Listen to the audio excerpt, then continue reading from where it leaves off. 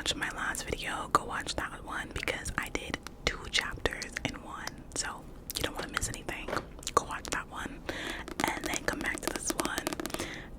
Lily has not come face to face with Ryle since that whole incident, and I don't even know how this whole thing is gonna go now that she's pregnant. I don't know how it's all gonna go, but let's just get into it. We're on chapter 26 this time. So last episode I did chapter 24 and 25. So today we are on chapter 26. Let's get into it. Chapter 26. I'm lying on Atlas' guest bed, staring up at the ceiling. It's a normal bed, really comfortable actually, but it feels like I'm in a water bed, or maybe a raft, adrift at sea, and I scale over these huge waves, each of them carrying something different. Some are waves of sadness, some are waves of anger, some are waves of tears, some are waves of sleep. Occasionally, I'll place my hands on my stomach and a tiny wave of love will come. I have no idea how I can already love something so much, but I do. I think about whether or not it'll be a boy or a girl, and what I'll name it. I wonder if it will look like me or Ryle, and then another wave of anger will come and crash down on that tiny wave of love. I feel robbed of the joy a mother should have when she finds out she's pregnant. I feel like Ryle took that from me last night, and it's just one more thing I have to hate him for. So it's only been a day. This is so crazy. Hatred is exhausting. I force myself off the bed and into the shower. I've been in my room most of the day. Atlas returned home several hours ago, and I heard him open the door at one point to check on me, but I pretended to be asleep. I feel awkward being here. Atlas is the very reason Ryle was angry at me last night, yet he's the one I ran to when I needed help. Being here fills me with guilt, maybe even a little bit of shame, as though my calling Atlas lends credibility to Ryle's anger. But there's literally nowhere I can go right now. I need a couple of days to process things, and if I go to a hotel, Ryle could track the credit card charge and find me. He'd be able to find me at my mother's, at Alyssa's, at Lucy's. He's even met Devin a couple of times and would more than likely go there too. I can't see him tracking down Atlas though. Yet, I'm sure if I go a week avoiding his calls and texts, he'll look everywhere he can possibly look to find me. But for now, I don't think he will show up here. Maybe that's why I'm here. I feel safer than anywhere else I could possibly go, and Atlas has an alarm system, so there's that. I glance at the nightstand to look at my phone. I skip over all the mixed texts from Ryle and open the one from Alyssa. Hey Aunt Lily, they're sending us home tonight. Come and see us tomorrow when you get home from work. She sent a picture of her and Riley, and it makes me smile, then cry. Damn, these emotions. I wait until my eyes are dry again before I walk into the living room. Atlas is sitting at his kitchen table working on his laptop. When he looks up at me, he smiles and closes it. Hey. I force a smile and then look in the kitchen. Do you have anything to eat? Atlas stands up quickly. Yeah, he says. Yeah, sit down. I'll get something ready for you. I love Atlas. I take a seat on the couch and he works his way around the kitchen. The television is on, but it's muted. I unmute it and click on the DVR. He has a few shows recorded, but the one that catches my eye is the Ellen DeGeneres show. I smile and click on the most recent unwatched episode and hit play. Atlas brings me a bowl of pasta and a glass of ice water. He glances at the TV and then sits down next to me on the couch. For the next 3 hours, we watch a full week's worth of episodes. I laugh out loud 6 times. It feels good, but when I take a bathroom break and come back to the living room, the weight of it all starts to sink in again. I sit back down on the couch next to Atlas. He's leaning back with his feet propped up on the coffee table. I naturally lean into him, and just like we used to do when we were teenagers, he pulls me against his chest and we just sit there in silence. I could cry. His thumb brushes the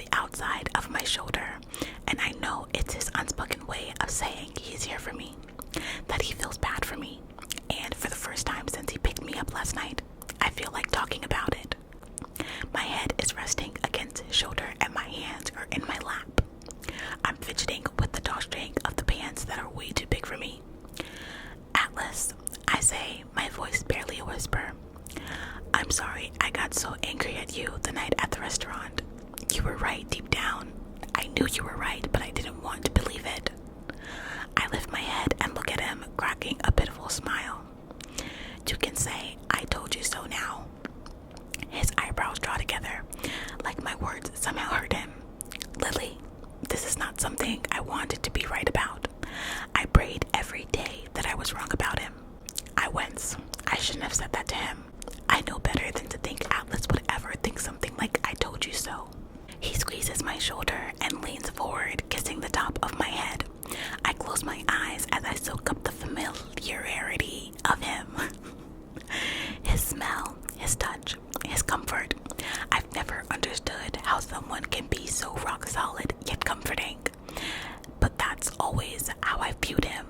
Like he could withstand anything, but somehow still feels the weight that everyone else carries. I don't like that I was never fully able to let go of him, no matter how hard I tried. I think about the fight with Ryle over Atlas's phone number, the fight about the magnet, the article, the things he read in my journal, the tattoo. None of that would have happened if I had just let go of Atlas and thrown it all away. Ryle wouldn't have had anything to be so upset with me about. It's not her fault. I pull my hands up to my face after the thought, upset that there's a part of me trying to blame Ryle's reaction on my lack of closure with Atlas. There's no excuse. None. This is just another wave I'm being forced to ride on. A wave of complete and utter confusion. Atlas can feel the change in my composure. You okay? I'm not. I'm not okay, because until this moment I had no idea how hurt I still am that he never came back for me. If he'd had just come back for me like he promised, I would have never even met Ryle, and I would have never been in this situation. Yep, I'm definitely confused. How am I possibly lending blame to Atlas for any of this? I think I need to call it a night, I say quietly, pulling away from him. I stand up and Atlas stands up too. I'll be gone most of the day tomorrow, he says. Will you be here when I get home? I cringe at his question. Of course he wants me to get my shit together and find another place to stay. What am I even still doing here? No, I can get a hotel, it's fine. I turn to walk toward the hallway, but he puts a hand on my shoulder. Lily, he says, turning me around. I wasn't asking you to leave. I was just making sure you'd still be here. I want you to stay as long as you need to. His eyes are sincere, and if I didn't think it would be a little inappropriate, I would throw my arms around him and hug him, because I'm not ready to leave yet. Just a couple more days before I'm forced to figure out what my next step is. I nod. I need to go into work for a few hours tomorrow. I tell him there are some things I need to take care of, but if you really don't mind, I'd like to stay here for a few more days. I don't mind, Lily. I'd prefer it. I force a smile and then head to the guest bedroom. At least he's giving me a buffer before I'm forced to confront everything. As much as his presence in my life confuses me right now, I've never been more thankful for him. And that's chapter 26. It was kind of short. I wonder, should we read another one? How long is the next one? Let me see. It's short. It's really short. We're gonna do one more because it's really short. So chapter 27 as well. Let's get into it. Chapter 27. My hand is trembling when I reach for the doorknob. I've never once been scared to walk into my own business before, but I've also never been this on edge. The building is dark when I enter it, so I flip on the lights, holding my breath. I walk slowly to my office, pushing the door open with caution. He's nowhere, yet he's everywhere.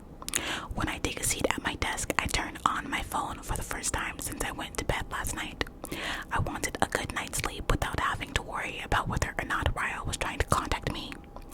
When it powers on, I have 29 missed texts from Ryle. It just so happens to be the same number of doors Ryle knocked on to find my apartment last year. Wow. I don't know whether to laugh or cry at the irony.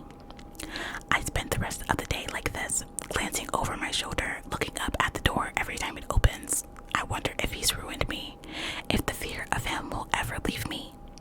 Half a day goes by without a single phone call from him, while I catch up on paperwork. Alyssa calls me after lunch, and I can tell by her voice that she has no idea about the fight Ryle and I had. I let her talk about the baby for a while before I pretend to have a customer and hang up.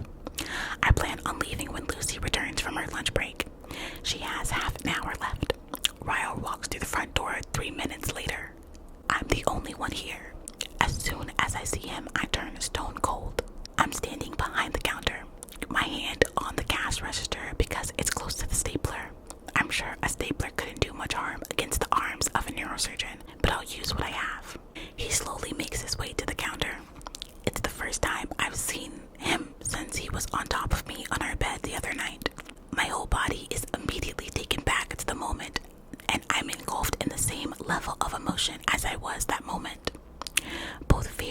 Anger rushed through me when he reaches the counter.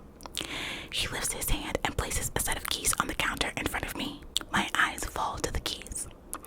I'm leaving for England tonight, he says. I'll be gone for 3 months. I paid all the bills so you won't have to worry about it while I'm gone. His voice is composed, but I can see the veins in his neck as they prove his composure is taking all the effort he has.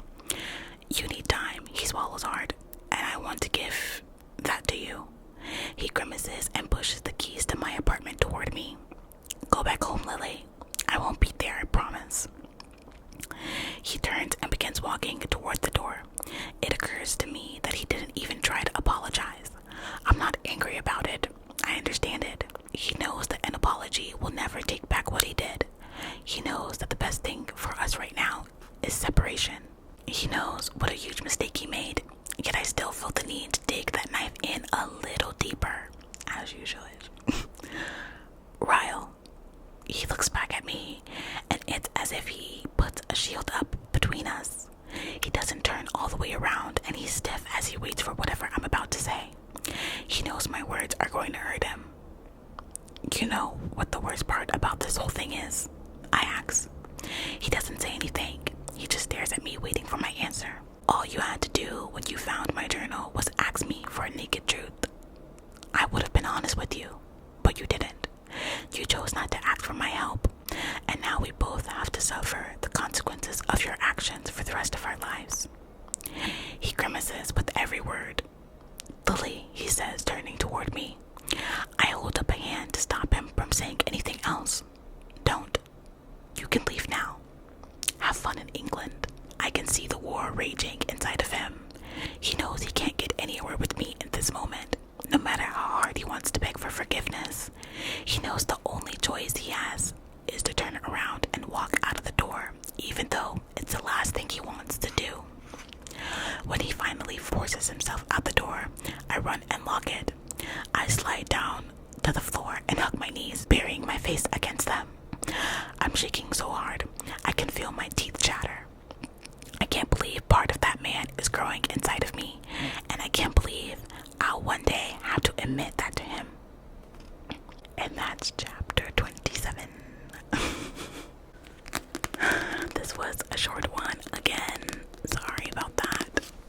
Everything's been so short lately. I don't know what's going on, but I need longer chapters. I'm actually happy with the way the interaction with Lily and Ryle went. It wasn't like super dramatic or traumatizing for her.